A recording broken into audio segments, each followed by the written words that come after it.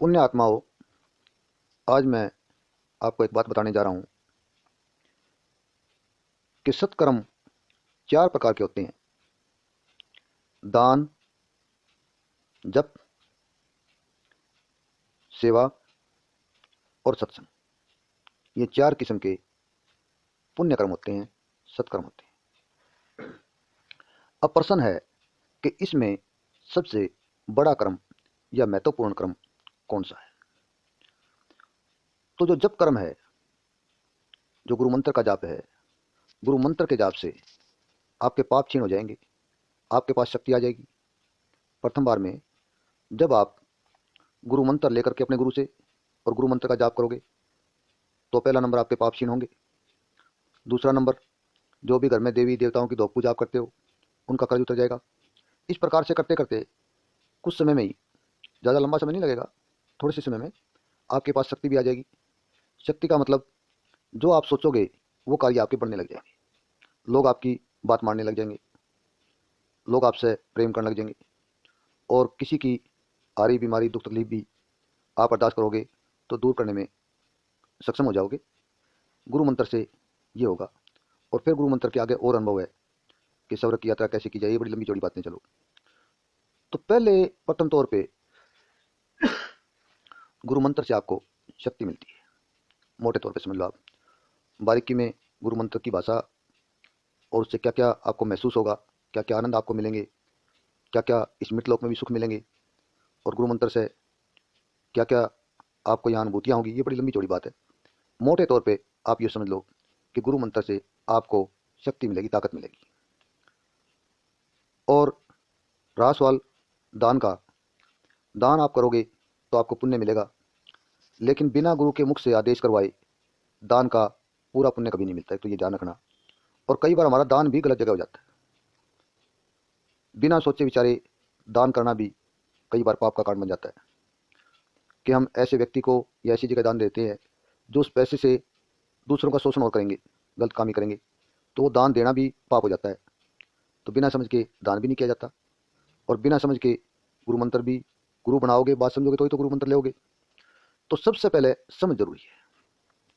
अब रहा सवाल सेवा, किसकी सेवा की जाए, कैसे की जाए, कितने समय की जाए, किस ढंग से वो फल देगी, ये भी सारी समझने की बातें हैं। तो दान क्या करें, कैसे करें, किसको करें, कब करें, किस घड़ी मुहूर्त में करें, गुरु मंत्र कब जपें, किससे लें, कैसे गुरु मंत्र को जपें, और रहा सवाल जो आपका ये हो सेवा का है भाई, वो कैसे करें, दान कैसे करें, गुरु मंत्र कैसे जपें। इन तीनों प्रश्नों के हल, तीनों प्रश्नों के जवाब आपको सत्संग में मिल सकते हैं। इसलिए सत्संग की महत्ता इन तीनों से ज़्यादा है। दान से, जप से और सेवा से ज़्यादा जो महत्ता है वो सत्संग की है, बशर्ते कि सत्संग करने वाला पूर्ण गुरु हो, कथावाचक ना हो। कथावाचक से मेरा मतलब है वो कहानी सुनाने वाला ना हो कि राम की सुना दी, कृष्ण की सुना दी, और की सुना दी। वो आपको सत्य वस्तु, सत्य बात बताने वाला हो, रास्ता दिखाने वाला हो, कहानी कहने वाला ना हो। जिस तरह ये वर्तमान जनानी कहानी कहा करे, गणेश जी यूँ था, फलाना यूँ था, वो गणेश जी था भाई, ईब नहीं बताई इसका क्या बनेगा, तेरा क्या बनेगा। तो इस प्रकार कहानी सुनाने वाला ना हो। अगर सत्य का कोई सत्संग करता है, सत्य वो एक ही है, हाजिर नाजिर वही सत्य है जिसने सबको रचा है। और सबको रचने के बाद अलग अलग व्यवस्थाएं बनाई है उस सत्य ने। पाप कर्म से सजा की व्यवस्था अलग बनाई, पुण्य कर्म से हजारों सालों तक स्वर्ग में सुख भोगने की व्यवस्था अलग बनाई। और परम संत जो हुए हैं, दुनिया में बहुत थोड़े हुए परम संत, ये याद रखना, करोड़ों में एक कोई परम संत मिलेगा। उनके लिए मुक्ति की व्यवस्था बनाई, कभी तू तो मेरे में समा जा। तो जिसने ये सारे इंतजाम किए हैं वो सत्य है। स्वर्गलोक भी उसका है, स्वर्गलोक कहो, सतलोक भी कहते कुछ लोग, वो सतलोक का मालिक है, जहाँ दुनिया की तमाम ऐसी ऐसे हैं, ऐसे सुख हैं कि आप सोच भी नहीं सकते। यहाँ वो सुख बड़े बड़े राजे महाराजाओं को नहीं मिलते, उस स्वर्ग में पुण्य के कारण वो सुख मिलते हैं जो राजे महाराजाओं को इस संसार में नहीं मिलते, ये आप याद रखना। लेकिन उस स्वर्ग का मालिक भी वो ही है, वो सबका मालिक है। काल भी उसकी ड्यूटी पे काम कर रहा है, और नीचे काल के जो चेले चाले दूत हैं ये भी उसकी ड्यूटी पे काम कर रहे हैं। देवी देवता भी उसकी ही ड्यूटी भुगता रहे हैं, चांद और सूरज भी उसकी ड्यूटी भुगता रहे हैं, ड्यूटी लगी हुई है, टाइम पे चल रहे हैं, ये भी उसकी ड्यूटी भुगता रहे हैं। और नरक लोक और सतलोक, स्वर्ग लोक, इसके अलावा और भी लोक हैं, वो भी मैं आपको बताऊंगा कि उस रचनाकार ने इस प्रकार बना रखे हैं और कहाँ पर ये लोक हैं, कैसे इन सारे लोकों को घूम के देखा जा सकता है, ये मैं आपको बताऊंगा। लेकिन इन तमाम लोकों का मालिक, और इस पृथ्वी लोक, भूलोक कहो, मृतलोक कहो, इसका मालिक और दूसरे लोकों का मालिक और सारे ब्रह्मांड का मालिक, चांद सूरज का मालिक, तमाम देवी देवताओं का मालिक, ब्रह्मा विष्णु महेश का मालिक। ब्रह्मा विष्णु महेश भी अपनी ड्यूटी पर उसकी ही भजन बंदगी करते थे। वो जो सत्य है वो परम सत्य है। अगर किसी को उसकी एक झलक भी दिख जाए तो ये समझना विश्व की पहली और अंतिम यात्रा है।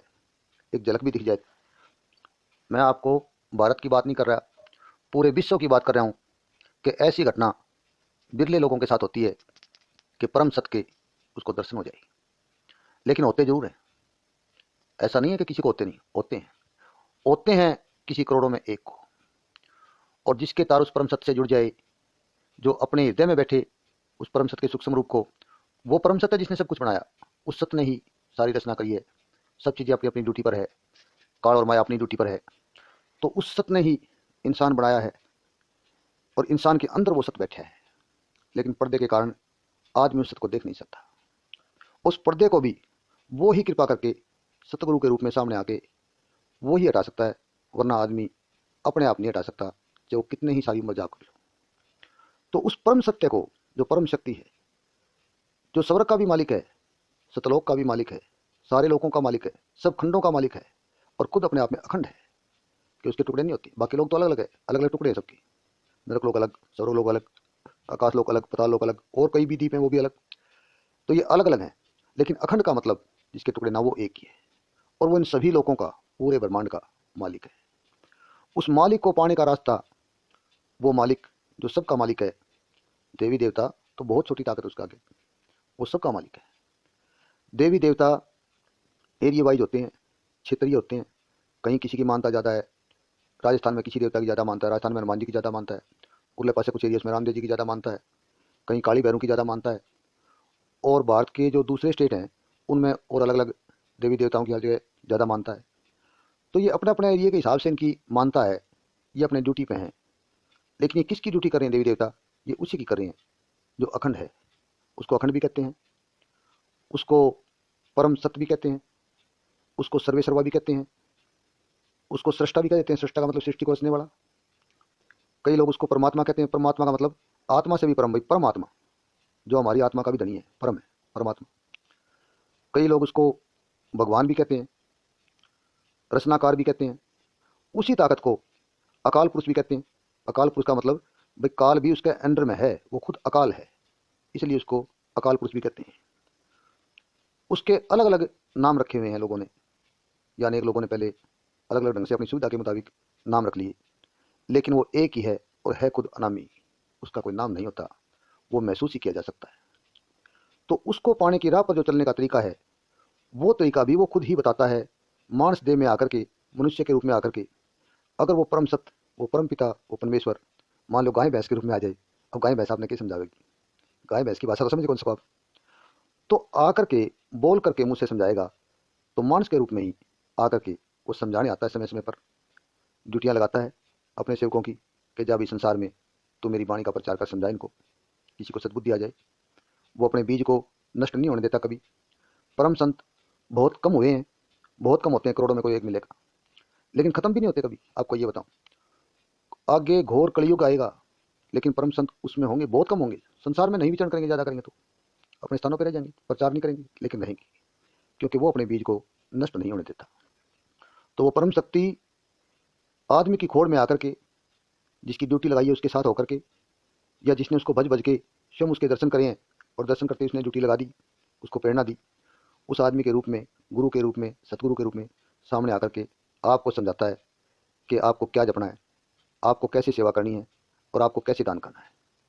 तो ऐसा संत जब आपको समझाएगा भाई आपको दान क्या करना है, आपको सेवा क्या करनी है, किसकी सेवा करनी है, कितने समय करनी है, कितना दान करना चाहिए, किस घड़ी में करना चाहिए, कौन सा दान से आपको ज़्यादा पुण्य मिलेगा, गुरु मंत्र कब लेना है आपको, कब से आपको जपना है, और कब जब इस गुरु मंत्र से आपके पाप कर्म खत्म हो जाए तो इसको फिर बदलना भी पड़ेगा उसको, गुरु मंत्र को, क्योंकि गुरु मंत्र बदलना पड़ता है।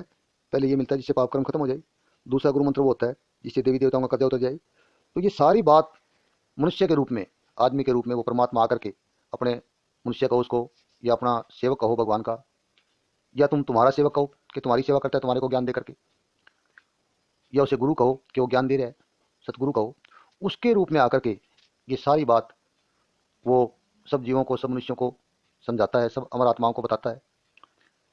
तो जो ये सारी बातें वो समझाता है, बताता है, सिखाता है, ये जो बातचीत होती है आपस में, या अब जो मैं आपसे बात कर रहा हूँ, ये बातें ही सत्संग है। अब मैं आपसे जो बात कर रहा हूँ ये सत्संग है। तो सबसे जरूरी सत्संग है कि आदमी सारी बात समझ लेता है सत्संग में आने से। जैसे जैसे सत्संग में आएगा, ये जैसे जैसे बात सुनेगा, बात ही सत्संग है। और सत्संग में आने के बाद उसके मन में आने वाले के प्रश्न भी पैदा और हो जाएंगे।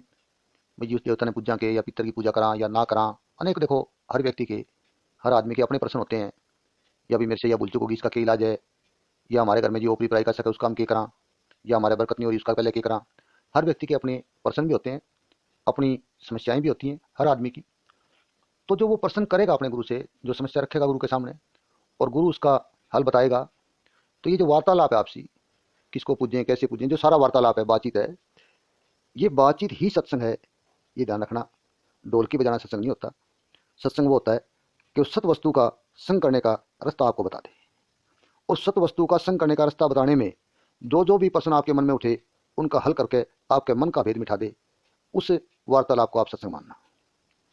सत्संग का मतलब होता है कि जो परम सत्य अविनाशी है, अविनाशी का मतलब वो कभी नष्ट भी नहीं होता, उससे आपका संग करवा दे, मेल करवा दे। ऐसी जो वाणी आपको सुनाए, और जब आप ऐसी वाणी सुनोगे तो इस मृत लोक के अनेक प्रश्न भी सामने आएंगे। देवता के था, भगवान के था, राम के था, पता नहीं क्या प्रश्न आ जाए। तो तुम्हारे प्रश्नों को भी सुने इज्जत से, और उनके जवाब देकर उन प्रश्नों का जड़ से हल मिटा दे, डाका टेपी ना करके मेरी मान ले। परम संत कभी ये नहीं कहेगा मेरी मान ले, वो आपके प्रश्न का प्रमाण सहित, सबूत सहित हल निकालेगा, ताकि दोबारा वो प्रश्न आपको तंग ना करे। तो ये जो सारी चर्चा है, ये सारी की सारी आपसी चर्चा, ये चर्चा ही सत्संग है। तो मेरा ये कहना है कि दान, गुरु मंत्र और सेवा, ये तीनों बातें बाद की है। प्रथम बात सत्संग है, क्योंकि सत्संग में इन बातचीतों में तो समझ आओगा दान क्या करें, इन बातचीतों से तो बताया जाएगा सेवा क्या करें, इन बातचीतों से तो बताया जाएगा, मुंह से बोल के बताएगा भाई ये जपना है, ऐसे जपना है। तो ये सारा कुछ जो सीखना है, समझना है, जानना है, ये बातों से ही होगा। और इन बातों को जो सुनना है, और सुन के कोई शंका उसको भी मिटानी है, तो इस सारे वार्तालाप को, इस सारी बातचीत को सत्संग कहा गया है। तो इन तीनों चीज़ों से, सेवा से, दान से, गुरु मंत्र से पहले, सबसे पहले सत्संग है। तो आप सत्संग में आया करें, पहले सत्संग सुने। अपने परिवार के लोग, अपने मित्र, अपने रिश्तेदार, जो भी आपके नज़दीक लोग हैं, उनको पहले आप सत्संग सुनाएं, सत्संग में जाएं। जब उनके बातचीत समझ आ जाएगी तो बाकी तीनों काम आसान हो जाएंगे, और काफ़ी हद तक अपने आप होने भी लग जाएंगे। आपको ये भी बता, जब सत्संग आदमी के समझ में आ जाएगा तो उसका मन बड़ा कोमल हो जाएगा, उसके मन में दया के फूल खिलने लग जाएंगे, उसका स्वभाव दया रूपी हो जाएगा। क्योंकि सत्संग सुनते सुनते उसके समझ में आ जाएगा भाई ये तो मृत लोक है, 4 दिन की यात्रा है। बिना सत्संग सुने सब कहते हैं यहाँ 4 दिन रहना है। जो लोग सत्संग में नहीं जाते वो भी कहते हैं ये तो रैन बसेरा 4 दिन रहना है, लेकिन वो ऊपरी मुंह से कहते हैं, मन की गहराई में उनकी ये बात नहीं होती। अगर मन की गहराई में ये बात हो 4 दिन रहना है, तो उनका व्यवहार बहुत दयालु हो जाएगा। सब कहते हैं 4 दिन रहना, फिर भी कर्म वही करते हैं। लेकिन सत्संग में सुनते सुनते बात गहरे में चली जाती है कि 4 दिन ही रहना है। तो इस प्रकार से जब व्यक्ति सत्संग सुनेगा तो उसके अंदर दयालुता आ जाएगी, दया के फूल खिलेंगे, दया के भाव बन जाएंगे, दूसरे के भला करने की इच्छा हो जाएगी। ऐसी इच्छा जब अंदर से जागेगी तो दान कर्म तो खुद ब खुद हो जाएगा, इसमें तो कोई शक नहीं। जब आदमी सत्संग सुनेगा तो उसके अंदर सेवा का भाव भी जागेगा। जगाना नहीं पड़ता, धक्के से सेवा नहीं करनी पड़ती कि मन तो सेवा करनी पड़ेगी, खुद ही सत्संग भावना बदल देता है। सत्संग वो साबुन है जो कितना ही दुनिया का मैला कपड़ा हो, आकर मैल काट के उसको बिल्कुल स्वेर कर देगी, चमका देगी, ना उतरने वाले दाग को भी उतार देगी। पापी से पापी को भी पापों से रहित करा देगा सत्संग, और उसको पुण्य की यात्रा के साइड में ले आएगा सत्संग। तो सत्संग ही इन चारों चीज़ों में सर्वोपरि है कि सत्संग सुनने लग जाओ, बाकी 3 काम तो वो गुरु महाराज खुद ही करवा लेगा। और जब वो करवाएगा खुद, तो ना थकोगे, ना बर्डन होगी कि जी मेरी मंत्र जपने में रुचि को नहीं, ना परेशानी होगी कि जी कैसे वकरा में तो घनी कर ली। बाकी तीनों काम अपने आप ही हो जाएंगे जब हृदय का रुख उस मालिक की ओर मुड़ेगा, और हृदय का रुख, मन का रुख, विचारों का रुख उस परम मालिक की ओर मुड़े। इसके लिए उसकी बातों को सुनना, उसकी वाणी को सुनना, उसका संग करना, और संग करने की कोशिश करना। किसका संग करना? सत का। और सत का संग करना ही सत्संग है। इसलिए मैं तो आपसे यही कहना चाहूँगा कि सबसे पहले जो है वो सत्संग है, बाद में तीनों कर्म। वो गुरु महाराज, वो परम पिता, वो अविनाशी अपना आप ही आपको तीनों बाकी कर्म, सेवा, जप और दान करने की शक्ति देगा, अपने आप ही करवा लेगा। आप सिर्फ सत्संग सुना करो। इतना ही मेरा आपसे निवेदन है। पुण्यात्माओं, अमर आत्माओं, इतना निवेदन है, मेरी आपसे इतनी विनती है। और उम्मीद है कि मेरी विनती पर आप विचार करोगे, समझने का प्रयास करोगे, इस रास्ते पे चलोगे।